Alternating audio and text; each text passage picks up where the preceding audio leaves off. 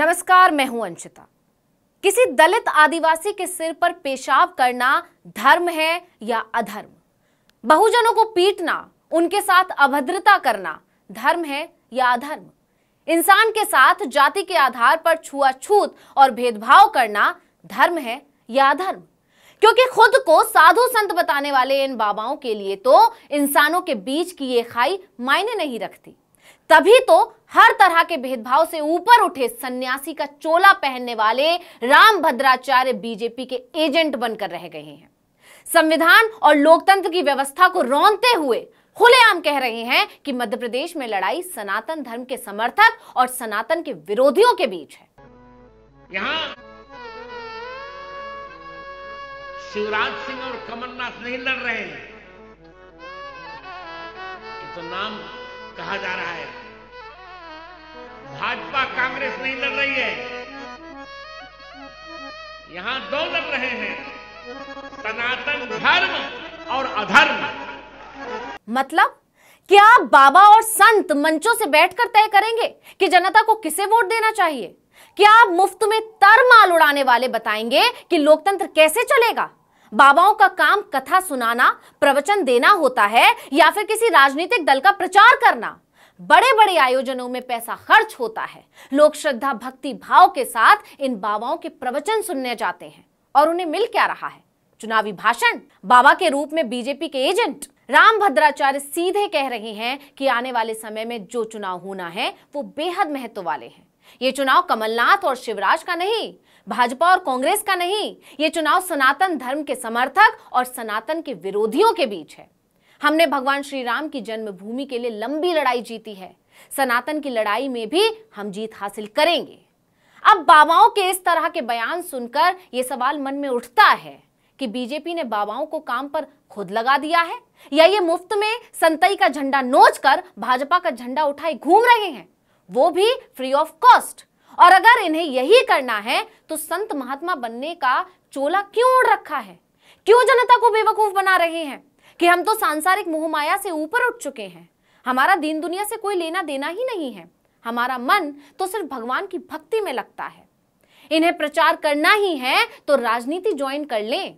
धार्मिक मंचों को इसके लिए इस्तेमाल करके उसकी पवित्रता को खराब क्यों कर रहे हैं? इनका ध्यान अगर वाकई भजनों में लगता है तो ये देश या प्रदेश की राजनीति में दिलचस्पी क्यों दिखा रहे हैं? क्यों धर्म का सहारा लेकर जनता को भटका रहे हैं? क्यों धार्मिक मंचों से बीजेपी के लिए काम कर रहे हैं? और हमें देखना है कि कौन जीतता है। आप चिंता मत करिए, हम जीतेंगे। अब आप ही बताइए, इन बयानों को प्रवचन कहा जाएगा क्या? रामभद्राचार्य पहुंचे तो राम कथा सुनाने थे, लेकिन ये तो बीजेपी के प्रचारक बन गए, चुनावी भाषण देने लग गए। दरअसल सिवनी जिले के पॉलिटेक्निक ग्राउंड में श्री राम कथा का आयोजन किया जा रहा है। इस कथा में 12 सितंबर को स्वामी रामभद्राचार्य महाराज ने ये बात कही। उन्होंने कहा कि आने वाले चुनाव सिद्धांतों के लिए होने वाले हैं। सनातन के जो समर्थक हैं उन्हें जिताने के लिए पूरी ताकत लगा दें। खुद को साधु संत महात्मा बताने वाले रामभद्राचार्य धार्मिक मंच से बीजेपी को वोट देने की अपील कर रहे हैं। कह रहे हैं कि भारत में कमल खिलाएं, वो सनातन का समर्थक है। हैरानी होती है ये सोचकर कि धर्म की आड़ में बाबा एक पॉलिटिकल पार्टी की चाकरी कर रहे हैं। जिन बाबाओं को भेदभाव को मिटाने की बात करनी चाहिए, भाईचारे की बात करनी चाहिए, आपस में मिलकर रहने की बात करनी चाहिए, वो बाबा कह रहे हैं कि सनातन को बचाओ। इन्हें पाखंडी नहीं तो और क्या कहा जाएगा? इन्हें बीजेपी का एजेंट नहीं तो और क्या कहा जाएगा? इन बाबाओं के पाखंड पर जितनी हैरानी होती है उतना ही बीजेपी की दुर्दशा पर तरस भी आता है कि उसके पास जनता के बीच जाने के लिए विकास के मुद्दे नहीं हैं। उसके कोई काम नहीं है जिन्हें दिखाकर वो जनता से वोट मांग सके। इसलिए हर बार धर्म का मुद्दा आगे लाती है और इन पाखंडियों को काम पर लगा देती है और ये लग जाते हैं जनता को बेवकूफ बनाने में।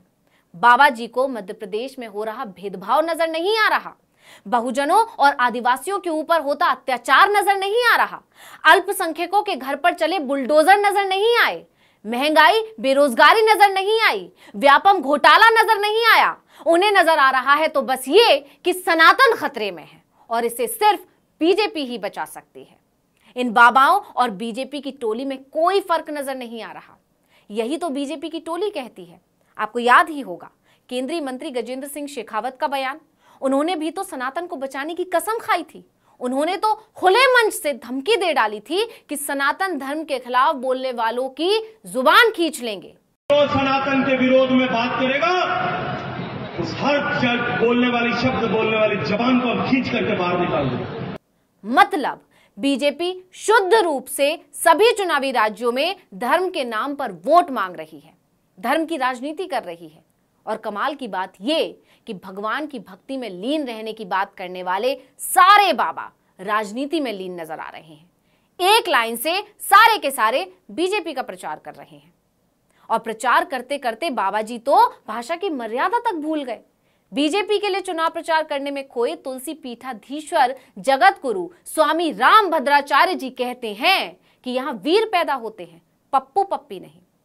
अब खुद को धर्म का प्रचारक बताने वाले बाबा जी के बयानों की चारों तरफ चर्चा हो रही है। बाबा जी के पूरे प्रवचन में उनका फोकस मध्य प्रदेश चुनाव पर था। इसके बाद से राजनीति के जानकार तो यहां तक दावा कर रहे हैं कि बीजेपी को अपनी हार साफ नजर आ रही है। इसलिए उसने बाबाओं को टास्क दे दिया है, क्योंकि जहां बीजेपी कमजोर होती है धर्म को आगे कर देती है। हालांकि इससे होना कुछ नहीं है, क्योंकि इसी तरह बीजेपी ने कर्नाटक में बजरंगबली के नाम का खूब सहारा लिया था, लेकिन हासिल कुछ नहीं हुआ, क्योंकि जनता अब धर्म से ऊपर उठकर अपने बारे में सोच रही है।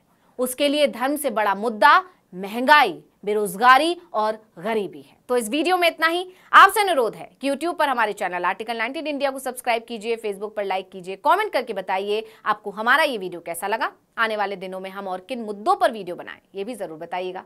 ट्विटर हैंडल है आर्टिकल 19 इंडिया, इसको भी फॉलो कर लीजिए। नमस्कार। हमको जीतना है।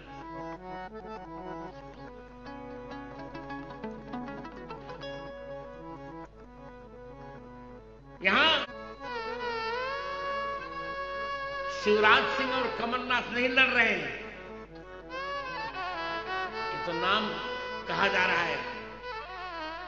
भाजपा कांग्रेस नहीं लड़ रही है, यहां दो लड़ रहे हैं, सनातन धर्म और अधर्म।